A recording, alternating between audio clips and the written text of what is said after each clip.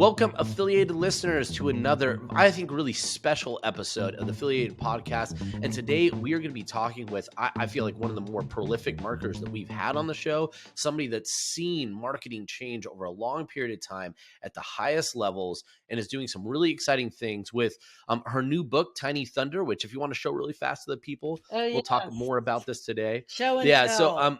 yes, we have the amazing Sue Rice, who has been working with one of the largest marketing agencies in the world, working with some of the biggest, best companies, creating marketing campaigns from TV to internet to pretty much any source of marketing you could think of.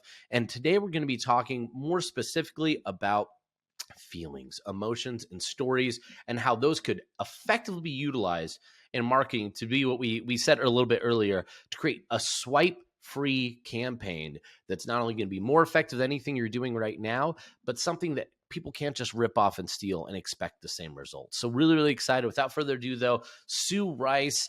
So happy to have you, Sue. I know it's taken a long time. And I just want for those that are watching on YouTube to recognize the beautiful and amazing background of Sue's idyllic kitchen in the French countryside, which is just so cool. Gives chills in my bones. But how are you doing this afternoon, this evening, there in France? I'm doing great. Thank you so much for having me. I'm really looking forward to this. It took us a while to get together here, but It did. But you know what? The timing is perfect now, and that's all that matters. So, well, before we kind of go into it with Tiny Thunder, which, really from what I've read so far, I'll tell people I haven't finished the book, but read so far is amazing. The reviews I've seen have been fantastic. And all my prior conversations with Sue tell me that it is going to be amazing. I will also say, for a business book, it's definitely, and this is not a surprise knowing you and your background, it's one of the better written books that I've read. Like, it just reads really nicely. I feel like I'm reading a really fancy Pulitzer Prize winning fiction book in the way that it's written, even though we're talking about business. So really, really exciting stuff. But with thank that, Sue, you. what I'd love to do before we jump in and talk about the book and talk about some exciting things, if you could just tell the people a little bit, high level, about your background. How did you get here today? And kind of a little bit of like an abridged version of your marketing journey and career. Okay, thank you. Yes. So I started in the really traditional. I started on Madison Avenue at Ogilvy and Mather, and I then came over to France with to work with a 4-person team that was running BBDO Europe, based in Paris. And eventually, which was an amazing experience, by the way, really Oh, I can amazing imagine. experience. How I old are you came when you over. moved over to Paris then? I was young. I was sort of their token woman, if I could if I could say. It's all right. And it was in the 90s, and a lot was happening in Europe at that time because the wall had come down and Oh, so yeah. everything was opening up in Eastern Europe, and it was just a really fabulous experience. And then eventually I left the agency because it moved to London and I liked Paris too much. And I opened up my own agency, and my first client was Nike. And Nice. so for years I was working with Nike, the CEO of Lego, Ericsson, L'Oreal, the really big companies. And then of course, as the internet moved sort of front and center, I gradually started shifting uh, away from the big corporations and working with smaller companies, because I just enjoyed working with sort of the business owners, and it was just a lot more creative, so, and a lot more nimble as well, I should say. Nice, nice. I mean, that's Yeah. still amazing to be able to see both sides. And like you said, kind of as we talked about, we'll get into this a little bit earlier, you have a little bit of pirate in you. So it's nice when you get to use that, unabridged or that limitless creativity in marketing in particular. So, I mean, I well, should with say that, that, if I could just add one thing, I started you off, bet. I grew up in Silicon Valley. I grew up in that whole, it's a very creative environment out there, or at least it used to Hmm. be. I'm not sure if it is still. And I think that also was a kind of a very formative experience for me. And I kind of have brought that with me throughout my career. Very much about being, independent and entrepreneurial and creative and cutting edge. Yeah. Well, I love that. I think that's gonna be a big theme we're gonna talk about here today because it's captured in your book. It's embodied by you, and I think it's one of the most exciting things about marketing, especially what we get to do in kind of the smaller, whether it's e-com. When you're a small business and you're going out there to build a presence, you get to be on the cutting edge of creativity. It might not always be technological. You might not have the funds. You might not have some private equity firm giving you gobs of money to control you and build technology, right? But you are able to bootstrap things, be creative, and make a difference and a change, and not limited by people telling you you can't do that, except for maybe Facebook and Google and YouTube and stuff like that. But in general, there really is a lot more creativity. I think that's exciting because innovation comes from those who want to think a little bit differently, and that's an amazing thing. Well, with that though, I think what we want to do is jumping to the book. What I really want to kind of step back is just first talk to me a little bit about the book. So you have this experience where you've been doing high level marketing, you moved to online, took those skill sets with storytelling, provocative emotional metaphors and things like that. We'll jump into that a little bit later. But through that journey in your time of then going to work in small businesses, you decided to write this book. So walk me through kind of the decision to write Tiny Thunder, what your goal was, what the mission of the book was, just so we could share. So, kind of the piece that's missing with all of this, when I moved into the internet, I was trying to figure out because I've always done two things. My main skills were in strategic marketing and writing, right? Those two things together. That's what I did when I was at the agency. That's what I did with sort of the big boys that I worked with, the big companies I worked with. So I was trying to figure out how to combine those skills in the internet world. And the best place that I could apply them was in doing email marketing. So what I basically focused on was, you know, working with clients and getting their email marketing sorted out, both the lead gen and the lead nurturing. And it was in the course of writing thousands and thousands of emails that I came up with the idea of Tiny Thunder, because as you know, writing emails can get really monotonous and really boring and I'm like, how can I create emails that are really riveting, that really bring people in, that aren't just buy this now. So I first started, I remember I started like sending questionnaires to my clients about, life experiences and stuff. And it didn't, it worked, but it was a short runway, right? It was sort of like their brand, their story. There was only so many emails I could write about that. Yeah. So I started playing around with using third party. I don't even want to call them stories, vignettes or little Mm. anecdotes, Yeah. and that would illustrate values that they adhered to or pain points they solved. And that's when Tiny Thunder, the whole concept of Tiny Thunder was born. And then I started watching how it worked. It really, really works because people were opening up the emails. We were getting much better open rates. We were getting much better click through rates. And it was because we were drawing people in with these little vignettes. Mm-hmm. Story snacks, I call them, because it wasn't Story like the snacks. I love that. story journey. It wasn't like the hero's journey. Like, just that Mm-hmm. isn't what I'm talking about. I'm talking about describing a little scene in a book or a play or a movie or something, maybe even sharing a meme or, a little video that illustrates something. It's like little story snacks, little Yeah. pieces of what it's like. The way I like to think of it is, I don't know why we all think we have to have this sort of artificial language when we talk to each other in marketing. The whole point of the world that we live in now is that it's much more sort of one on one. We're talking as human beings. And just think about how you talk when you have someone over for dinner. Mm-hmm. It's this sort of stream of consciousness. Oh, did you see this? What do you think about that story? What do you really think he's going to do that? Or, you know what I mean? It's sort of, and Yeah. over the course of, even before we started this recording, we were talking about a bunch of different stuff. That's how Yeah. human beings talk. And Yeah. that's Have you heard of kind of this? There was a story right. the other day, right? It's like the Exactly. preface We're of always all doing that. conversations. We're Yeah. all constantly doing that. And so I kind of borrowed that idea. And then I realized that instead of interrupting the collective conversation, I you could join it with these little stories. Hmm. Yeah.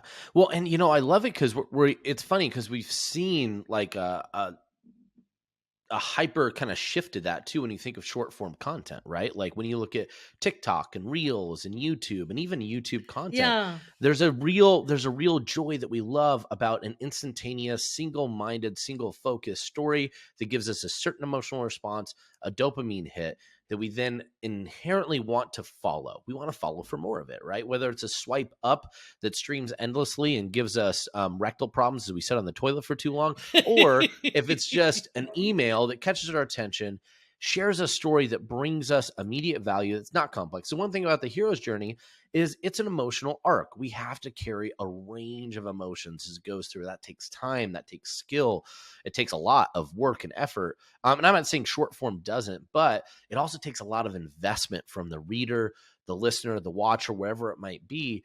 Versus if I could just take a quick hit of something that is entertaining, it gives me an emotional response, and it's over before I have to commit too much time and too much attention to it. We've seen that people crave it. We love it. It seems to be the form of content we enjoy the most, whether it's Pete Davidson making songs about how Netflix needs to have more 90-minute movies, or it's the fact that, short form is the king of content right now. I think what you're talking about is we see it everywhere in the world right now. So you're Yeah. 100% spot on. So yeah, it's amazing. And Tiny Thunder sets a really nice stage for it. And I'd love to kind of go into that and talk a little about maybe why we need this so much right now. And not only with writing those emails, some of the things that have changed, and I think human culture, and you were able to see a lot of this right on the forefront. So, going back to a little bit and mentioning, when you were growing up and kind of that creative thing, walk me through a little bit about what you saw and some of the changes in, starting from Silicon Valley, but also how that changed consumer behavior from what you started with marketing with to what you're doing now with these stories. So I think that there was this, I mean, the whole San Francisco Bay Area has always sort of attracted, from there was the 60s flower power, whatever they called it. And Yeah, there yeah, was summer always a sort of love. dream that, like, yeah, there was a dream of a better world, right? And interestingly, whilst it doesn't seem like it's related to what I'm talking about, I think that sort of dream carried over into the Silicon Valley. This idea that we wouldn't have any more hierarchies, the idea that we would, be all connected through this wonderful thing called the internet. And people could, you look at some of these early ads that Steve Jobs did, this whole idea of self-expression, that these were going to be Hmm. tools that we could become the best versions of ourselves, all of that, which never happened, to be honest with you. I mean, No. parts of it happened, but that dream, I think you can is fair. It's fair to say that it's in tatters, right? And Yeah.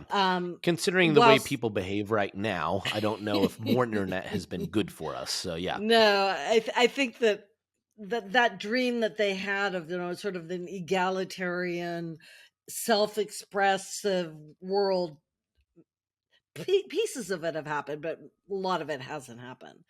Hmm. And I think there are a lot of different reasons for that, but I think that um I really think that what happened is there was just too much emphasis on how much money was going to be made through these new technologies. And I also think that we have been led by technology, right?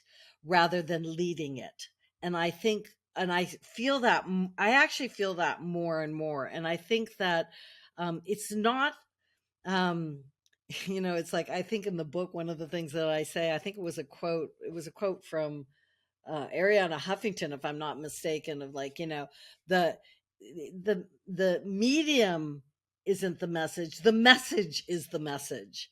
It's not, it's not the technology that should be leading, it's the humanity that should be leading us forward. And I feel like we've lost that a bit, and that we've forgotten that, whilst the world is digital, human beings aren't. Human Yeah. beings think in three dimensions, and they're storytellers and they're analog. I know that's sort Hmm. of like a dirty word, but that's what we are.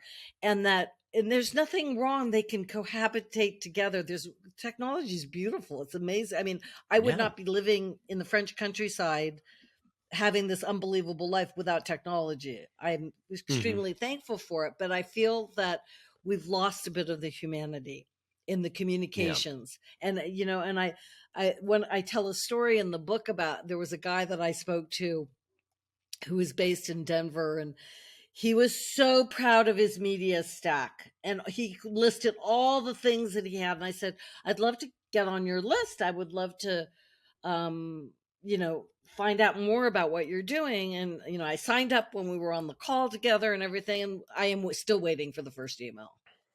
Oh my gosh. Right. So in Not other even words, communicating at all. the media stack was there, but the, the messages, the messaging and the communications that are supposed, or it, it's the media stack is a vehicle for the messaging. It's not Yeah. something just, it doesn't have a purpose in and of itself. It has a purpose for us to talk to each other, and for us to Yeah. share things and to sell things and all of that, right? Yeah, no. I think it's honestly, it's one of those things we see, and I love when you talk about it in the book where there's this great inspiration that Steve Jobs just come in with it, like you said, is free expression, is the idea that we have all these sources in the way telling us what we should do, what is entertainment, what is art, right? And the internet allowed an opportunity for those barriers to go down. The Right. barriers to entry of creation were being lowered, and that was really exciting. Dismantled, right? Yeah, really, really exciting. And there was that period. I think I was listening to a podcast that talked about this one time, and they talked about the speed of the internet and the times when it was pure. And they used one of the first shows that had a really large following around conversations with the internet, and it was X-Files. So one of the first biggest forums was the TV show X-Files, and you could actually somebody like captured this and like kept a lot of the stuff, and you could see the way we talked when we had this open communication. We had free expression, and for the first time, people from across the globe were connecting on a unified show, something they all were experiencing in different parts, and having these like great, uplifting, totally open conversations. Cut to like 6 months down the road, trolls already entered, right? And now it went from like this free, beautiful expression that unites people to just insecure ways to break people down. So, similar to what we saw in Silicon Valley, where there's this great expression, and then money came in, and And everything then came money about getting came in, and funding then and revenue. and the problem is, what happened then was, it became like, how do we grow? And how do we grow really fast? And the way we Hmm. grow really fast is to create addictive platforms that people like. It used to be, you think you were really growing fast if you had 10,000, but like, all in 6 months you could have 10 million. It was the Hmm. whole, it was all about making things addictive. And when you look at the numbers, it's frightening. We spend Yeah. literally half our waking hours minimally using our phones, our tech, the social media platforms, and we are all addicted. I mean, I Hmm. know I am. Because I kind of live in a, sometimes the electricity goes out, I'm like, oh my god, what do I do? I have no internet. Yeah. How do I We're Google all how to like, light a candle? so it's yeah, it's a really so here we are in this, and what has happened is how we process data has fundamentally changed, because the sheer weight of what is coming into our worlds every day is almost impossible to digest, right? Hmm. So the and the point of all of this is, it's becoming harder and harder to get people's attention. And it's Hmm. also getting, the other thing that happens, the duality. You've got the attention issue, which everyone has to deal with, but you also have the problem of trust, Yep. because we have, everyone in the world can be a marketer. Anyone can open up a company today, and Mm-hmm. say whatever they want and say that they're an expert in whatever they do. And you know what happens is almost every single person I know, I mean, I should say not every single person I know has been scammed in some way or another. And guess what Mm-hmm. happens when people start doing that? We lose trust. And it's the Mm-hmm. problem is that we don't just lose trust to that one person that scammed us, we lose trust in general.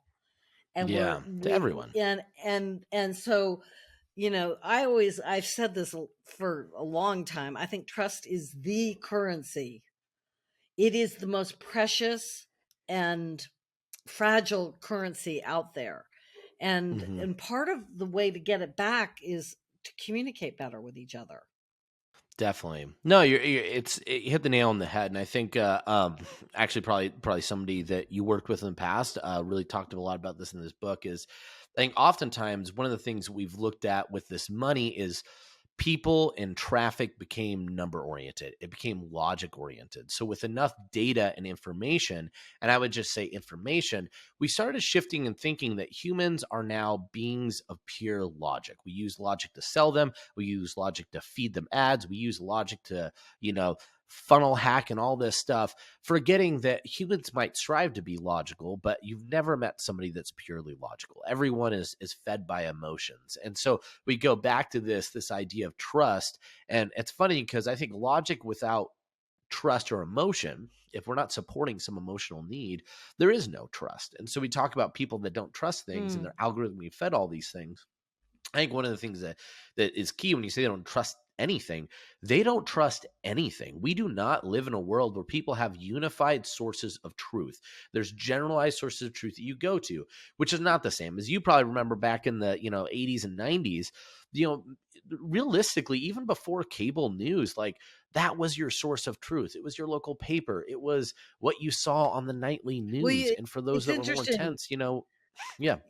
You still have that here. With even though I'm American, I've lived in France now most of my adult life, and they have news at 8 o'clock. Everyone in France watches it. That's like the olden days Yeah, that's weird. in the U. That's weird. That's like weird, right? So Yeah. and I feel like no, and we all live in our self-created echo chambers, and our and I think that the so but I'm actually, and it's, I don't want to be too pessimistic because I actually think there are ways out of it. I think there are ways, Yeah.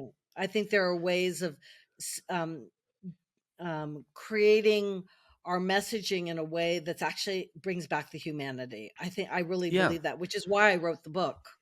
Yeah. And it's funny here. I was just going to transition there because I think where we have this period where no one trusts anything and they're being attacked through logic and algorithms and ones and zeros, it presents a massive opportunity, a huge Yes. opportunity to build trust in relationships and become sources of truth for people. Now, you could do that in a bad way, which I don't encourage any of us to do, but I think we could do it in a really good way where we become sources of truth that make lives better and make people better and make Right. humanity better as a whole, because we have this opportunity that when no one trusts anything, they're looking for something to trust.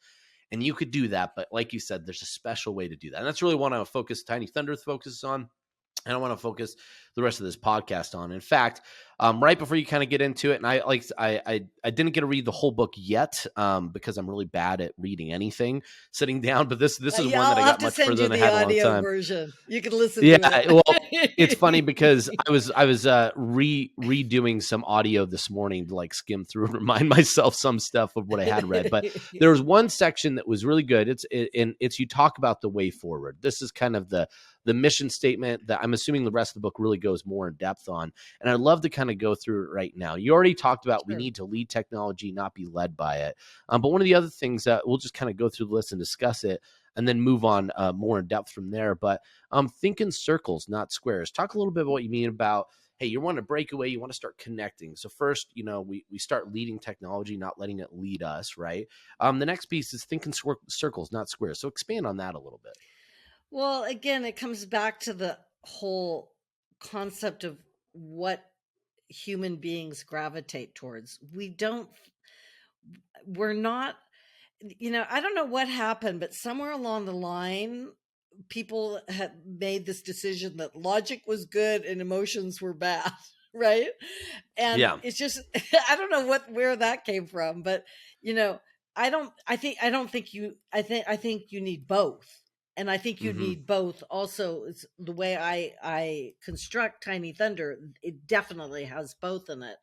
But I don't know why logic rules. I don't know why squares rule. I don't know why straight lines rule, because when you think about some of the most delicious moments of your life, they tend to be, you know, stories and memories and textured, and they're circles. They're not squares. They're Hmm. not um you know, I know that the people who are listening to this are direct response people, and that, you know, there, and I know that a lot of direct response methods, which I use by the way, are linear. um but I feel like, why not take some of those linear approaches and package them in in a wonderful packaging that is a bit more circular and speaks a little bit more to the human sensitivities and emotions that everyone, you know, there's a reason people watch all the movies they watch. There's a Hmm. reason, you know, there's a reason people listen to podcasts, because Hmm. they're like mini stories. People are interested in those. Yeah. It's, you They're know, conversations, right? And they're kind conversations, I well, yeah, that's a really yeah. good, that's the circle is the conversation, and the Mm, conversation is the circle. That is what, yeah. and that is what, I think that's what's missing. We're like kind of Hmm. commanding people to do things and to buy this and to do that. Why not, and why not preface that with a little vignette or a little anecdote? You're going to Yeah. remember it so much better. Yeah. Well, and I love one of the things that, and we'll talk more about this too, but when we get that like square mindset, it's like, it also is a square mindset, even if we're trying to write a story.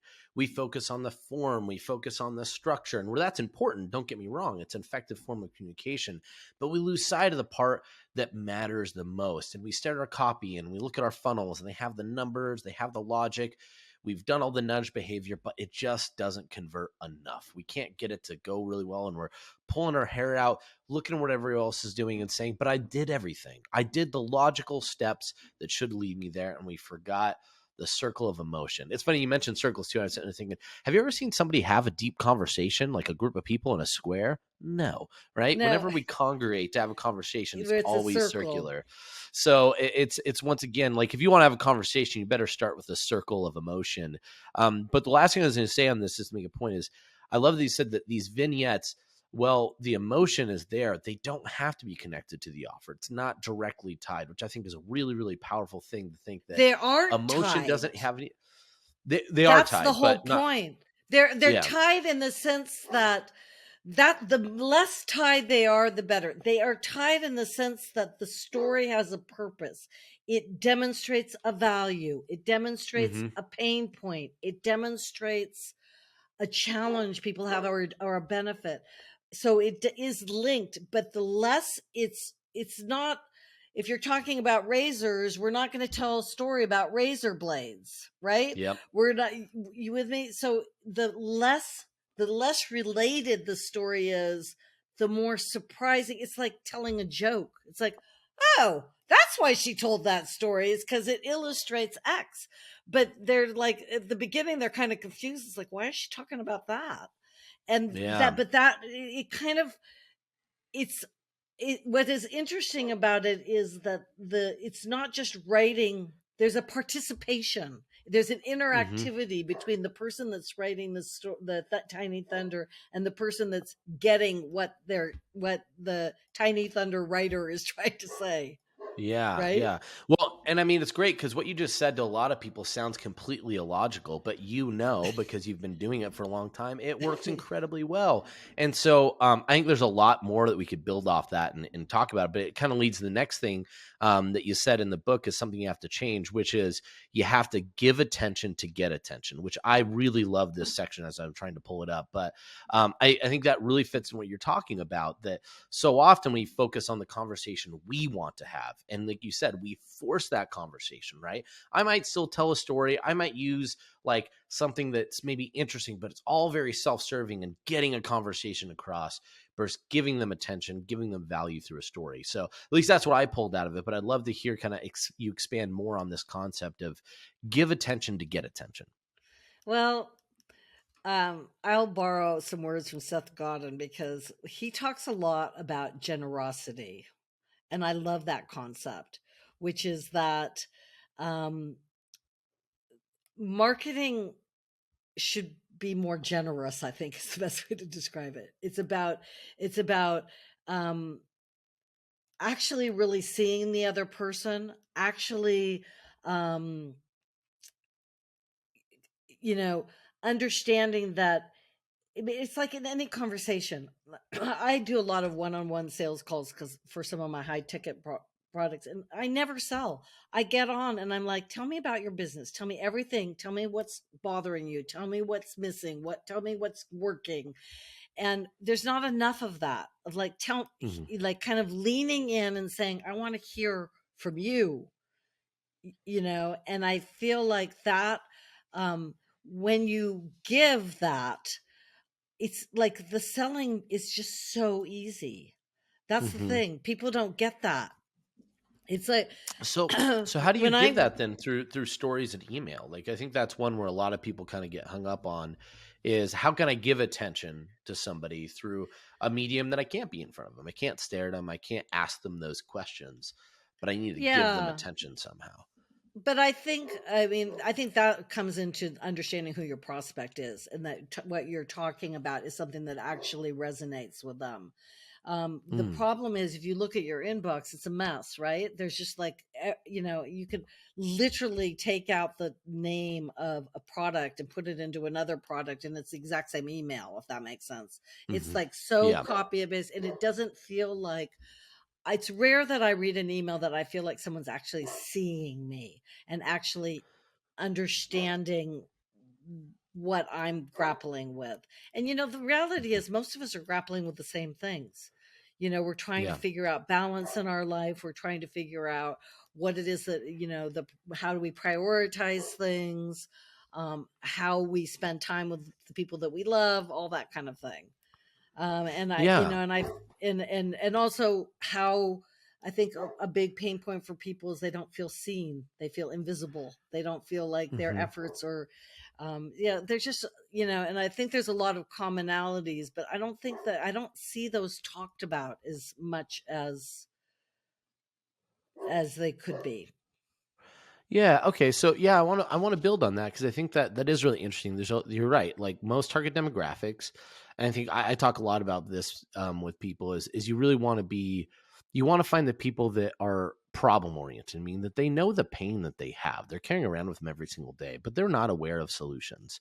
They just know what they're feeling, and they're waiting for somebody to acknowledge this feeling and then resonate with that. So it's almost like from your perspective is by writing the story that's detached from it's detached from product, but it's very connected to a feeling, an emotion that you want to make your audience feel seen. When they could read that story, they could feel a connection with somebody on the other end, and the connection with that emotion, that's the attention they need. They have value in feeling connected. They also have value in having an interesting story to share with others and share that emotion that they had from it and feel connected. And I think that's a very real thing. And I know I do this all the time when I watch like TV or I read an article or I read a book that invokes some emotional response that I feel like connects with me deeply. The next thing I want to do is You share want to it with share somebody. it. Yeah, Yeah, I want to you want to talk about it. share I want to that. The use it actual to connect telling of with the others. story, the actual Hmm. telling of the story is generosity, because you're saying, Yeah. hey, look at this, this is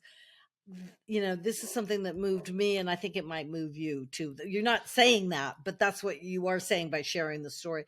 The way I Definitely. guess I've already brought this up, but I want to repeat it, because the way I like to think of this method is, it's just think about having a dinner party or going to have coffee with someone or having a drink with someone. How do you talk in those situations? That's what it's trying to replicate. And once Hmm. you bond with people over that cup of coffee or that glass of wine or whatever it is, or hanging out, watching whatever, I feel like then when you ask them to do something, they're much more open to it, right? Yeah. That's what you're No, trying to totally. recreate. Huh? Because you create that emotional equity, right? You've given them Yeah, that's something right. to feel connected, to feel seen, Exactly. to feel, because I think there is value in the spotlight of being able to not feel alone, right? In a moment of self-reflection, if somebody gives that to us, I actually have a real affinity for Esther Perel, who's an amazing content creator and counselor and therapist, and one of the reasons I have such a connection to her and talk about her and think about it is because there was a very hard time in my life and I listened to her podcast and there were insights that directly helped me improve my life and it made me feel connected in a moment I felt really lost when I listened to her words. And because of that, like, I will be loyal to some aspect to Esther Perel for the rest of my life, like always, because that one moment I of love content that. and some Yeah. story that highlighted that. So I think just going back to that point, when you're thinking about constructing these stories, when you're thinking about engaging with your audience, when you think about that engagement, think about through that spotlight, giving them that attention of self, sometimes self-reflection and feeling connected is immensely valuable and immensely valuable in building trust. So when we have the sales conversation, it's It's just like going to carry so much natural. more weight. Yeah. Right. And it's also Yeah. natural. It's just like, just think about a friend that you know and you've spent time with, and he asks you or she asks you to do something. You're like, oh, yeah, no problem. That sounds Yeah. great. Why not? Yeah, because Right. emotional equity. Yeah, and then the great thing is we'll ask less, and we just want to reciprocate more. So, well, with that, let's move into the kind of the next kind of creator you talked about here, which was join the conversation, stop interrupting it. So I think this is really interesting too, because again, we tend to use logic to get in the way because we have a form, we have a message, we have a conversion that we need to get to. So, talk a little bit more about what you're hoping for, what people need to change in this to start adjusting their marketing. Well, I feel like a lot of sort of the 20th century marketing formulas are still being used and they don't work. Which is basically, hey, I have something. I have a message. I need to tell you something.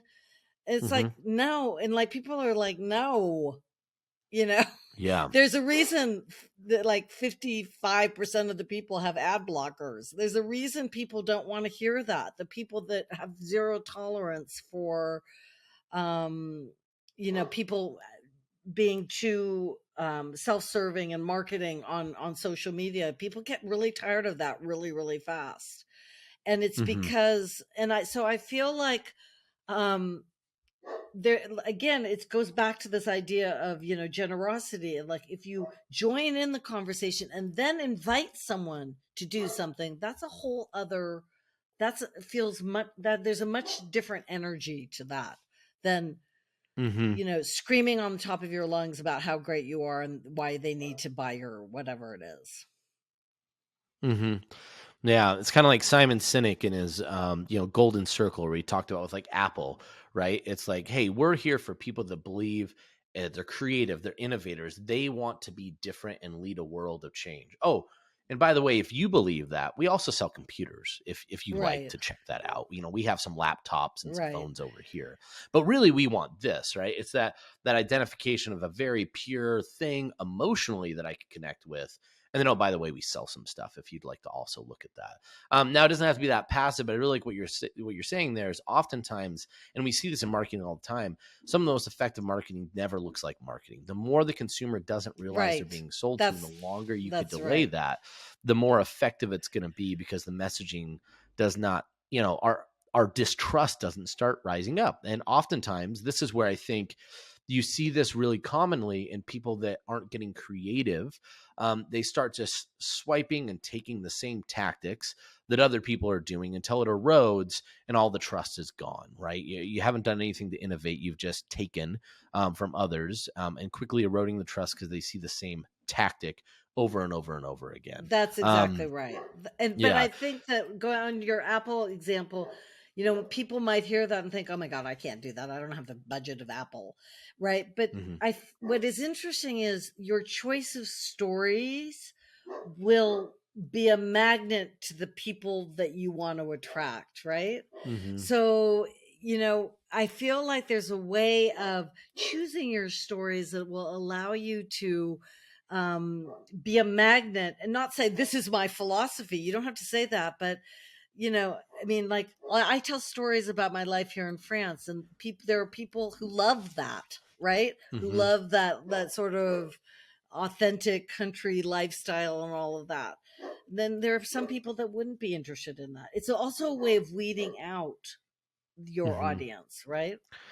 Yeah, segmenting the audience a little bit more based on those that have a mission, which I think one of the things, and we've been talking a lot about this, and this is kind of continuing to fit a theme of one of the big trends that we're seeing in this world of because over the pandemic, we have seen the amount of businesses shift to online what has been rapid, right? It's been significant from large companies that have shifted their TV ad budgets heavily into online advertising, but also the amount of businesses that started. And what that's really created is this highly competitive atmosphere where everyone's doing the same thing and we're just blitzed with stuff all the time and all these tactics, and we're losing sight of just having conversation and it creating a brand, right? Everything's very aggressive to buy, buy, buy, buy, buy. But there's not stuff that's out there that's really building more of like a direct response, attention getting, and conversion tactics, but bringing in a brand and a mission. And that mission doesn't have to be You super don't have to large, right? say It doesn't it. have to be, You yeah, and you can don't have just to say it. say, It could just be, hey, people that are like this, we're going to have a conversation for you here. And oh, by the way, we also have these products, right? But if you just want to be the place for 45-year-old women that love TLC to watch and talk about recipes and whatever, there's value in that. That is a mission. It's yeah. connection. It's the purity of what the internet was supposed to be and still can be. And it could be very profitable if you focus on that emotion piece first. So, going on to that, we'll actually go finish with the last one because I think this is really, really good because that idea really does predicate around. It doesn't have to be like all content. You don't have to be a content producer, but you need to have a content mindset as we get to, because we will kind of finish talking about how do you start writing some of these stories. But the last thing you talk about is entertain with fresh originality, which I just loved, but I also know sometimes that's really challenging. And what it made me think of when I was reading that section was, Louis C.K. actually came out, and I know he's a controversial comedian, but he said something, don't focus on the human, just what he said, about how he's really worried about algorithms, YouTube, and what it will do to comedy. Because ultimately, the algorithm will feed the same content over and over and over again. Things do not become fresh. And he was challenging that in terms of comedy, you're only going to create comedy that the algorithm says that people want, not what people actually want. We're not willing to step outside of the square of an algorithm, and instead we find ourselves in it, which eliminates the ability that we will ever go viral. It eliminates the ability that we'll ever create something that's unique. We'll only ever be echoes of what somebody else or a machine is telling us that we all want. So That's a bit depressing. that's what this made me think of when I was like reading that and like, oh my gosh, like this is really interesting. So I'd love to hear kind of where that came from, where you're seeing that. Well, I think this kind of dovetails into like how to actually create Tiny Thunder, which is actually really easy, by the way, and really Cool. It's fun. perfect transition, right? It's actually fun. That's the thing. So basically, um, the runway for Tiny Thunder stories is infinite, is the only way I can say. Okay. And let me just explain to you sort of theoretically how it works, and then maybe give you a couple of examples. So it's a 3-step process. The first step is figuring out what it is that you want to communicate. Do you want to talk about a challenge people need to overcome, or a benefit that you provide, or a process that you have perfected? Just, you have to figure that out first. That's the first piece. The second piece, sort of that goes along with that, is that you need to, this is the harder piece, is you need to find either a story or a little chapter or a song lyric or a video you saw that actually illustrates that. A couple days ago I was on LinkedIn, and someone had Hmm. put a video of a of a truck that was like on a, like a real steep cliff, and it was trying to turn around. It was like a tiny little road, and it was trying to turn around, Oh, and you're like, and you're going those like this videos while you're watching stress it. me out. My palms are getting sweaty thinking about it. Yeah. And basically it was a metaphoric story. It was, I don't know if it was a he or she, I don't know who posted it, but he's like, they said, it's never too late to turn your life around. Right? I will never Yeah. forget that image. But that image could be used for there's never too late to turn your business around or your relationship around. Or it might feel a bit scary, but this is how you can do it.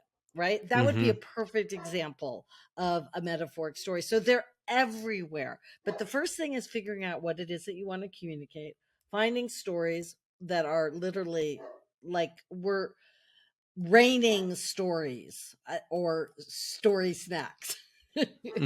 and then the final step is just kind of gently explain why it is that, like, so for that example, she in one sentence she explained, she was like showing you that you can always turn around. There's always a way of turning around, that you can always make a U-turn in life. She could have just said that, but that image of that car going like off that cliff, you'll never forget her Yeah. message, right?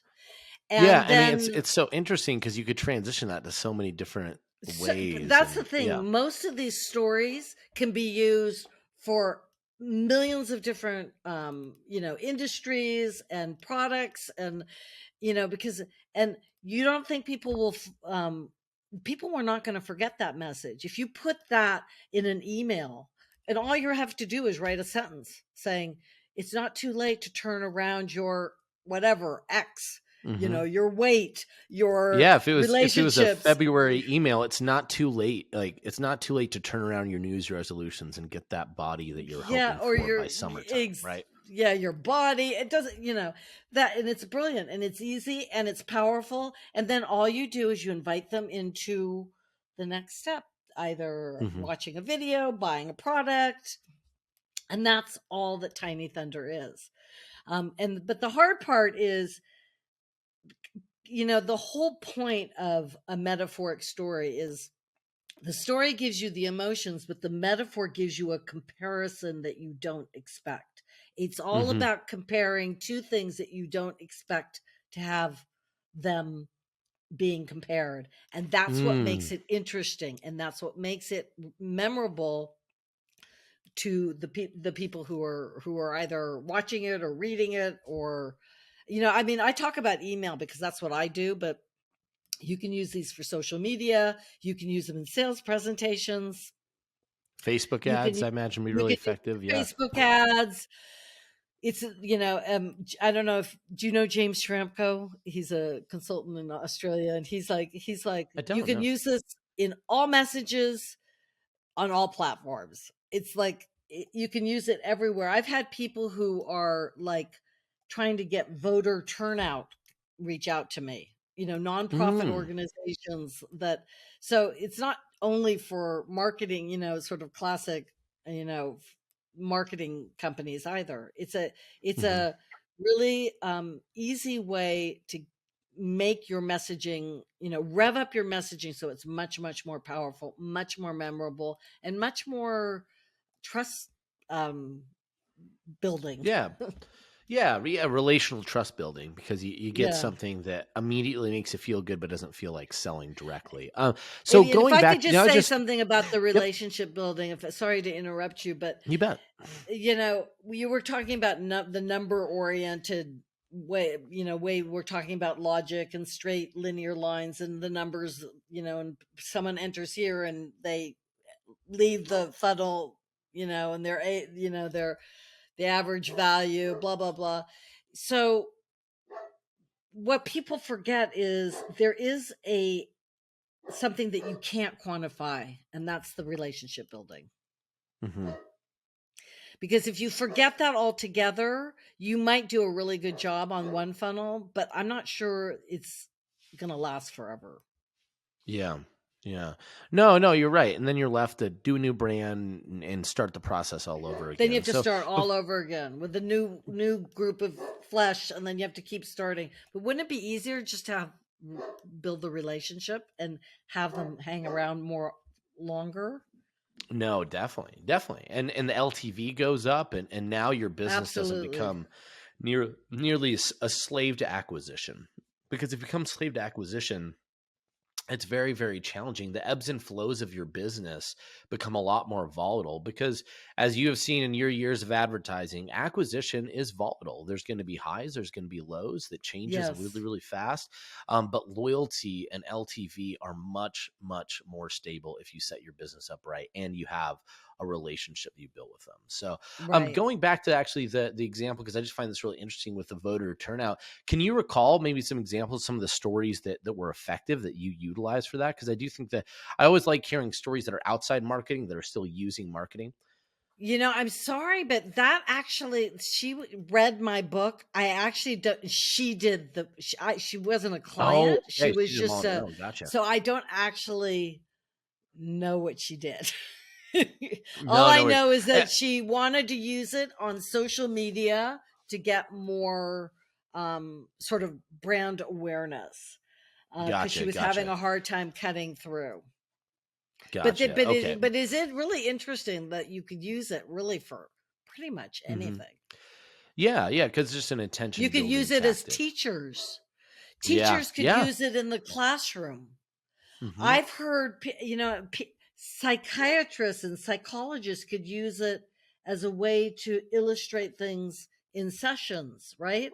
It's not, you can use it for your sales team as Yeah. well. And instead of saying, this is my widget and this is what the widget does, why not wrap the widget around, you know, present it as a metaphoric story, and people will not forget your pitch, Hmm. you Well, know? yeah, because selling really is the best selling, and marketing is a form of education. And the oldest form of learning that we have on record is through metaphors and parables, which are all stories that we still use today to understand concepts in our life, how to behave, whatever it might be. But parables are definitely king. Which I think, one last thing is, I know we're getting close on time. If this is something we wanted to talk about, we'll be real brief, and we'll let people know how they could start either one, writing their own stories, but really getting the book, getting in contact with you, to really change, I think, their marketing, improve it in a much better way by using these metaphorical stories. But I think it's one of the big hot topic items and conversations that started last year and have continued on this year with, chat GBT and AI. And I think oftentimes we see, well, hey, could this generate stories, blah, blah, blah. But I think one of the things that's missing here in these parables is always requires a level of creativity and human connection to understand humans to humans, particularly when I don't think a lot of people realize, and I know we could get our conspiracy hats on and talk about sentience, but AI tools as they stand right now are nothing but really sophisticated mirrors. And they require somebody to stand in front of it and decide what it will show. But without the maestro, it's important to remember that at this point AI is just a mirror, and the kind of relationship that you could have with a mirror is really just the relationship you have with yourself. And it's kind of tough to make sure that's going to work all the time, and we still need humans to create human to human connection. So we're a valuable tool. I think this is just another really good example that, AI could get us to a point, but a mirror is not going to replace a human, at least as it stands right now. So, yeah. So, just curious on your thoughts, especially for someone that's seen so much marketing for such a long time. Mm. How do you On feel about AI? this movement of AI? Knowing that it's scared a lot of people, it's also excited a lot of people, and I think there's a range of opinions in between. Yeah, I mean, I think my guess is it will develop. I mean, I've never been afraid of AI. I actually think it's kind of interesting. It's very interesting. I think when it comes to, I would love to figure out a way that I could use it in the metaphoric storytelling sort of sphere. But maybe I'm doing the wrong prompts. But all I get back, the thing that's makes Tiny Thunder work is that this is not about bringing up the old metaphors that we've heard 4,000 times. That is not what I'm talking about. I'm talking about using fresh, fun input, little story snacks, little vignettes, little memes, little statistics that illustrate a thought that you have. And I don't see AI. I've tried. I don't see it being able to do that. It'll dredge out the old stuff, but we've already heard that. If you've heard your metaphor before, it's you don't want to use it. You That's know, good advice. Yep. Yeah. So, and again, I think that's what you highlight is the fact that I think AI is a great tool. It really is. I'm not anti AI, but I think it's always important to remember that AI is just a mirror that we speak to, and it's going to come back with whatever already existed, and piecing it together in a But way it that will it that will mirror save people thinks to make time. sense. Yeah. It will Yeah. save people time. Not convinced about the writing level, excellency of writing, but we'll see if maybe that'll get improved as we, because I Yeah. do Yeah. still think one part of the problem is the quality of writing out there is not super high. Yes, I've seen. There's actually a great example on social media with a friend of mine, Josh Rosenberg, that he showed an ad that was like one said rated as the #1 AI tool, and then in the ad it's misspelled. There's a huge typo that was obviously written by some sort of bot, right? And so it's just funny again to boast accuracy and not even be able to display it. So 100% agree with you there that it has a ways to go, and I don't know if it'll ever fully replace humans at all, as much as people might think that it could. But yeah, with that, I think that the next transition, guys, is I think we talked a lot about these stories, why they're important, why they've been really valuable for Sue, and how they could really transform your business. But you might be thinking, I'd love to see more. I'd love to read the book. So Sue, if you want to tell people, because I know one thing we didn't mention is you do have a bank of a lot of these stories that you've used, Huge bank. and ways that you could be, a ton of them. And there are ways for people to not only access the book to learn how, but even some of those resources. So why don't you tell people how they can Yes. connect with you after they listen to this? So probably the best way, I mean, I'll give my email, which is sue@suerice.com. If anyone wants just to reach out to me, I'm quite accessible to people. If you want to get the book, you can go to Amazon. You can get it there, either Kindle, paperback or audio, but you can also go to suerice.com/book. And you can, is that, yeah, sorry, that's wrong. Yep. It's suerice.com/tiny thunder. And There we'll is make sure also, that's in the show notes. Don't worry. there's also a page on the book which talks about, you can see all the comments that people have made about it, which is why I got confused. So go to suerice.com/tiny thunder. You can buy the digital download and get it straight away. You can get the audio, and I'm going to be having workshops, and I'm also going to be selling the actual stories so that you can use them in your work as well. So I will have all of that. I'll let you know if you reach out to me. I'll kind of put you on the right path depending on what your needs are. I will say you are a very impressive reader too. Getting the audio version and listening to it, it is you do a really great job reading out loud. So I was almost like, is that her or an actress? Like I can't quite tell. No, it was me. But it is you. Great, Me great in London. job. By the way, that is something. One day I'm going to do a workshop on how to write a book, which is completely unrelated, but it's actually been it's a fabulous process to cut through.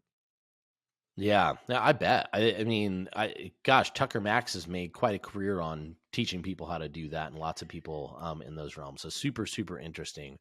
But yeah, again, guys, please engage with Sue. There's gonna be great content. The book, again, I will say I haven't finished it, but what I read so far was amazing, and it's definitely within the top 1% of just well written, interesting business book. So like the fact that it reads like fiction but learns like a really high level copyright marketing book. It's like The Alchemist meets I don't know, a Russell Brunson book or something. It's really, really cool.